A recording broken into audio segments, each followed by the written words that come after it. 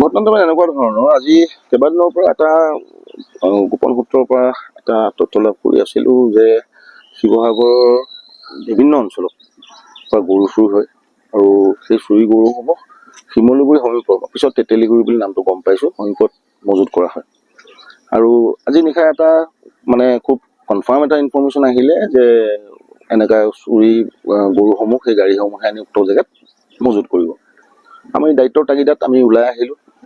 আহি আমি জেগাটুকুৰা যিটুকুৰা জেগা কৈছিলে সেই জেগাটুকুৰা কলিয়াৰ ডেম বুলি আমাক লোকেশ্যনটো কৈছিলে, আৰু শিমলুগুৰিৰ পৰা ষ্টেচন পাৰ হৈ ৰেল ক্ৰছিঙৰ আগত সোঁফালে সোমাই যাব লাগে। আমি সেই অনুপাতে সোমাই গৈ এখন ক'লা ৰঙৰ ফিগ' ফ'ৰ্ড গাড়ী দেখিলোঁ। গাড়ীখনৰ মানুহ কোনো নাই। পিছফালে চাই দেখিলোঁ যে এটা ডাঙৰ গৰু এটা, ৰঙা ৰঙৰ গৰু এটা গাড়ীখনত সোমাই আছে। তো যিটো আমাৰ সাংবাদিকৰ দায়িত্ব, আমি ভিজুৱেল ল'লোঁ। ভিজুৱেল লোৱাৰ পিছত যিহেতু তাত কোনো মানুহ নাই সুধিবলৈ বা বাইক ল'বলৈ, আমি এষ্টাব্লিছ কৰিব পৰাকৈ, তাৰপৰা মোৰ গাড়ীখন মই লৈ গৈছিলোঁ। ৰাস্তাটো ঠেক কাৰণে আৰু এখন গাড়ী আহিলে, দুখন গাড়ী অহা যোৱাত অসুবিধা হ'ল। মই ড্ৰাইভাৰজনক ক'লোঁ যে মোৰ গাড়ীখন তই আগলৈ মূল ৰাস্তালৈ লৈ যা। তো মোৰ সতীৰ্থ সাংবাদিকসকলৰ দুজনক লৈ গাড়ীখন গ'লগৈ। যোৱাৰ পিছত আমি ভিজুৱেল লৈ জাষ্ট ঘূৰিব লৈছোঁ। ঘূৰাৰ আগতে মই মোৰ সতীৰ্থ সাংবাদিকজনক ফোন কৰি ক'লোঁ যে শিমলুগুৰি থানা আপোনালোকে গোটেই ইনফৰ্মেশ্যনটো দি দিয়ক। তেওঁ সেইবোৰ পালে ইনফৰ্মেশ্যন দিলে।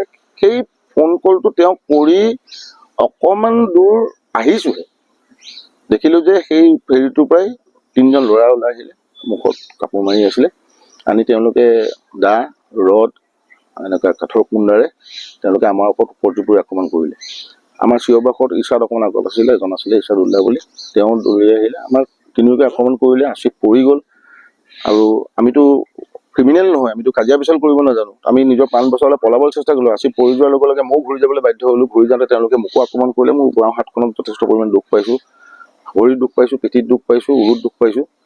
আছিফো যথেষ্ট পৰিমাণে গুৰুতৰভাৱে আহত হৈছে। আৰু এই গোটেই ঘটনাটো গৰু চুৰি চক্ৰ এটা চলি থকাটো সৰ্বজনবিদিত, সকলোৱে জানে।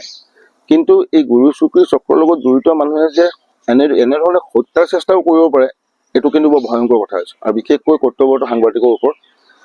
আৰু এই গোটেই কথাখিনি সন্দৰ্ভত আমি ইতিমধ্যে শিমলুগুৰি থানাত এখন এজাহাৰ দিছোঁ। আৰু এজন অভিযুক্তক তেওঁলোকে লৈ আহিছে। যদিও সেই মানুহকেইজনে আগতে দলটোৱে আমাক মুখত কাপোৰ মাৰি আক্ৰমণ কৰিছিলে, কিন্তু আমিও নিজক বচাবৰ কাৰণে হাতাপাই কৰোঁতে তেওঁলোকৰ দুজনৰ কাপোৰ মোক খোল খাইছিলে, আৰু এজনক আমি চিনাক্ত কৰিছোঁ, তেওঁ আছিলে। আৰু আশা কৰিছোঁ শিমলুগুৰি আৰক্ষীয়ে বাকী দুজনকো কৰায়ত্ব কৰিব।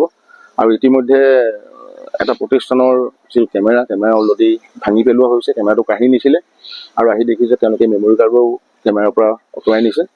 আৰু আমি আশা কৰিছোঁ, এজাহাৰ দিছোঁ, শিমলুগুৰি আৰক্ষী আৰু শিৱসাগৰ আৰক্ষীয়ে এই গোটেই বিষয়টোক লৈ তেওঁলোকে এটা বিহিত ব্যৱস্থা গ্ৰহণ কৰিব। কিয়নো সাংবাদিকৰ আক্ৰমণ সঘনাই চলিব ধৰিছে। আমি নিজৰ দায়িত্বৰ তাগিদাত আমি নিজৰ কৰ্তব্য পালন কৰিবলৈ যাওঁ, আৰু এনে কৰিব অৱস্থাত আমি সঘনাই আক্ৰমণৰ মুখামুখি হওঁ। কিন্তু এইটোত বিশেষকৈ শিৱসাগৰ আৰক্ষী অধীক্ষক মহোদয়লৈ ইয়াৰ বিৰুদ্ধে আহ্বান জনাম, তেওঁলোক কঠোৰ হওক, আৰু এই এনেকুৱা অবৈধ সৰবৰাহবোৰ তেওঁলোকে বন্ধ কৰাৰ চেষ্টা কৰক। আৰু সাংবাদিকৰ ওপৰত যদি আক্ৰমণ পুনৰাই নহয়, এটা দৃষ্টান্তমূলক শাস্তি তেওঁলোকে অভিযুক্তসকলক, আততায়ীসকলক প্ৰদান কৰিবলৈ তেওঁলোকে চেষ্টা কৰক। যি সময়ত শিৱসাগৰ এই কথাটো আচলতে আমি ক'বলৈ অকণমান অসুবিধা হয়। এইটো শিৱসাগৰ আৰক্ষী প্ৰশাসনে ইয়াৰ সদুত্তৰটো দিব পাৰিব। কিন্তু এটা কথা ঠিক যে মোটামুটি তেওঁলোকৰ সময়টো, আজি আমি ইনফৰ্মেশ্যনত আমাৰ যিটো তথ্য আহিছিলে, আমাৰ যিটো ইনফৰ্মেশ্যন লাভ কৰিছিলোঁ পিছনিশা, আৰু সেই প্ৰতিনিশাটোত প্ৰায় থানাসমূহৰ চেকিংবোৰ কম থাকে। আমি যেতিয়া পাৰ হৈ গৈছিলোঁ তেতিয়াও শিমলুগুৰি থানাৰ সন্মুখত আমি কোনো চেকিং পোৱা নাছিলোঁ। এইটো এতিয়া শিৱসাগৰ আৰক্ষী, বিশেষকৈ এইটো প্ৰশ্নটোৰ উত্তৰ শিৱসাগৰ আৰু আৰক্ষী অধীক্ষক মহোদয়ে খুব ভালদৰে দিব পাৰিব। প্ৰকৃততে এনেধৰণৰ চুৰি গৰুৰ লগতে এই চুৰি গৰুৰ অবৈধ সৰবৰাহ কিদৰে হৈ আছে, আৰু ইয়াৰ বাবে তেওঁলোকৰ পৰা এটা সদুত্তৰ তেওঁলোকে জনসাধাৰণক জনাব বুলি আমি আশা কৰিলোঁ।